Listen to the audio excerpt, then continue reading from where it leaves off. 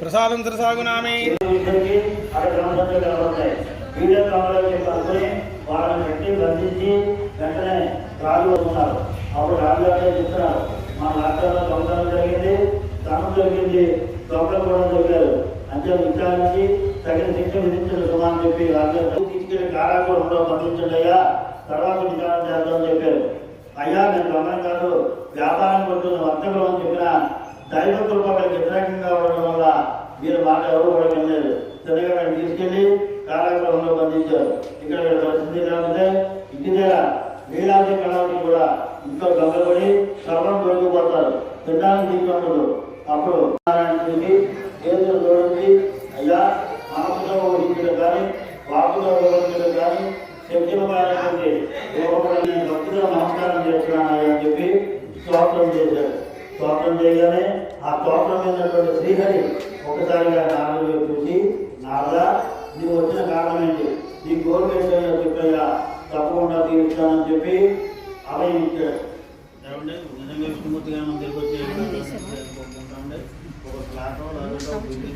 మళ్ళీ తీయాలా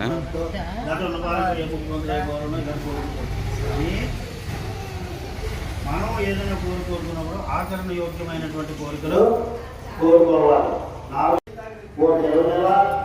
ప్రభు ఈ రోజు నేను అర్థం చేస్తున్నాను, భిక్షాటం చేస్తున్నాను, నాకు ద్రవ్యాలు ధనం లభించినట్టయితే సాయంకాలం తప్పకుండా నేను వ్రతం ఆచరిస్తాను అని చెప్పి భిక్షాటం చేశాడు. ఆ రోజు సత్యనారాయణ స్వామి వారి అనుగ్రహం వల్ల ఈ పేద బ్రాహ్మణుడికి విశేషంగా ద్రవ్యాలు లభించాయి, ధనం కూడా లభించింది. చాలా సంతోషించాడు. సాక్షాత్తు సత్యనారాయణ స్వామి అనుగ్రహం వల్లే మనకి ఎంత వచ్చింది. అంచేత వ్రతానికి కావాల్సిన సామగ్రి అన్ని కొనుక్కుని బంధువులను చేసి తీసుకొచ్చి సాయంకాల సంచార సమయంలో ఈ సత్యనారాయణ స్వామి ఆచరించాడు. ఆచరించి ఈ కథ విన్నాడు, ఆ ప్రసాదాన్ని తీసుకున్నాడు.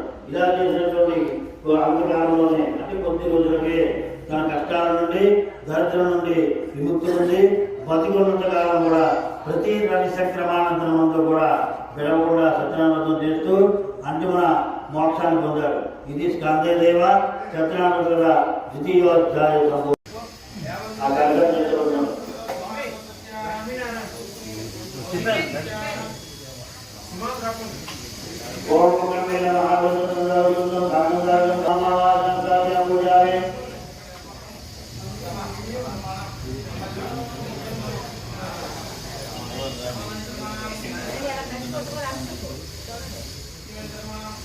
పట్టుకోండి, న్యాయం ఇచ్చే అభివృద్ధి చేయండి, మగవాడు కలిసి పట్టుకోండి.